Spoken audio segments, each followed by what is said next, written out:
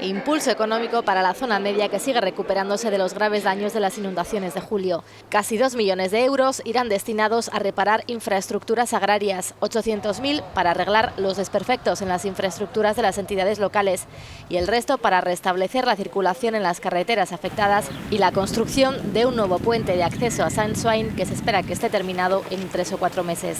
Hay una parte que se ha entregado ya, donde ha habido acuerdos por la parte del consorcio de seguros. Esa parte se ha adjudicado ya. La otra parte, que es la que estamos trabajando en estos momentos, que se tiene que llevar por cada consejería. Los afectados han presentado la solicitud. Estas ayudas abonan el 100% de los daños en las infraestructuras agrarias. Delegación del Gobierno ha recibido 102 solicitudes de ayuda que ya están en marcha.